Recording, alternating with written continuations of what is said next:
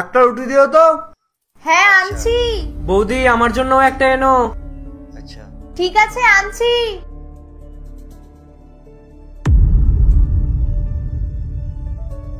এমা, মাত্র তো দুটো রুটি আছে, এবার আমি কি করব?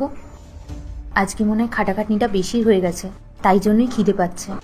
ওই জন্য হয়তো একটু বেশি চাইছে, না হলে তো রোজ রোজ আমাকেই বলতে হয় খেয়ে নাও খেয়ে নাও। যাক, কি আর করা যাবে, আমি না হয় জল খেয়ে ঘুমিয়ে পড়বো, এটা ওদেরকে দিয়ে আসি।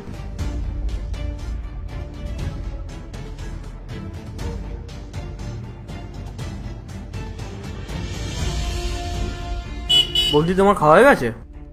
হ্যাঁ ভাই, আমার খাবার খাওয়া হয়ে গেছে।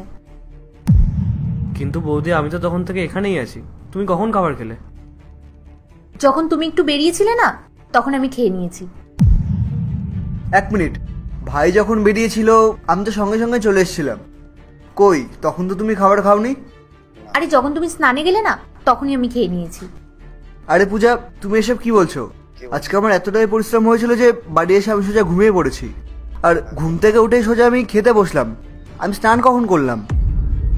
হ্যাঁ বৌদি, আমি তো এই পাশের দোকানে গেছিলাম, ওই যে তুমি আমাকে বললে না পেঁয়াজটা আনতে তরকারিতে দিতে হবে, তার জন্য। কিন্তু আমি তো বেশিক্ষণ লাগাইনি, তাড়াতাড়ি চলে এসেছিলাম। তাহলে তুমি কখন খেলে? আরে তোমরা শুধু শুধুই চিন্তা করছো, আমি সত্যি খেয়ে নিয়েছি। তোমরা হয়তো সেই সময় কোনো কাজ করছিলে, তাই জন্য দেখতে পাওনি। কি হলো তোর? আরে কথা বলতে বলতে কখন আমার পেট ভরে গেছে। দেখো বৌদি, ঢেকুরে উঠে গেছে। তুমি এক কাজ করো, তুমি এই রুটিটা নিয়ে যাও। আরে ভাই, তুই এটা কি ধরনের কথা বলছিস? তুই রুটি নিলি, সেই দেখে তো আমি রুটি নিলাম, আর এখন বলছিস তুই খাবি না? আমারও তো এমনিও খেতে ইচ্ছা করছিল না, তোর দেখা দেখে আমি রুটি নিলাম। পূজা, তুমি এক কাজ করো, আমার রুটি তো আমি খাইনি, আর ভাইও খায়নি, তুমি এই রুটিগুলো রেখে দাও। কিন্তু তোমরা... আরে তোমাকে নিয়ে যেতে বললাম তো, তুমি নিয়ে যাও। আচ্ছা ঠিক আছে। চল এবার আমরা যতটা বেঁচে আছে খেয়ে নিই।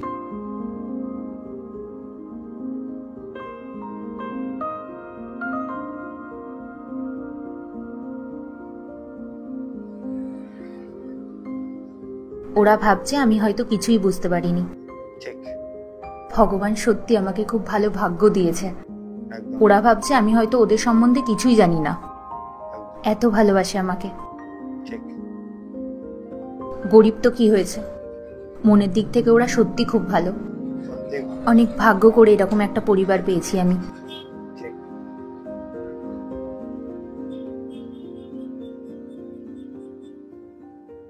ভাই, আজ আমি একটা কথা বুঝতে পেরেছি, আমি অনেক ভাগ্যবান যে এমন একজন স্ত্রী পেয়েছি। ও সত্যি আমাকে খুব ভালোবাসে, যে আমাকে সামলায়, আমার পরিবার সামলায়, আমার পুরো বাড়িটাকে সামলে রাখে, এবং কখনো কোনো নালিশ করেনি। তুই দেখ বৌদি কত খেয়াল রাখে আমাদের। আমি তো বৌদির মুখ দেখেই বুঝতে পেরেছিলাম যে বৌদি কিছু খায়নি, কিন্তু আমি যখন রুটি ফেরত দিয়ে দিলাম, তুইও তো সঙ্গে সঙ্গে রুটি ফেরত দিয়ে দিলি। হ্যাঁ ভাই, আমি তোর বৌদিকে খুব ভালো করেই চিনি। আমার শুরুতেই দেখে মনে হয়েছিল যে ও আমাদের থেকে কিছু না কিছু একটা লুকোচ্ছে। আসলে কি জানিস তো, ও না মিথ্যা কথা বলতেই পারে না, ওর মুখ দেখলেই বোঝা যায়। ঠিকই বলেছিস দাদা, সত্যি আমরা খুব ভাগ্যবান। দেখ, আমাদের তো মা নেই, আর দেখ আমি ঠিক মায়ের মতনই একটা বৌদি পেয়েছি। একদম ঠিক বলেছিস ভাই। ভাই চল গিয়ে দেখি ও খাবারটা খেয়েছে কি খায়নি। চল, রাখ এটা। চল চল।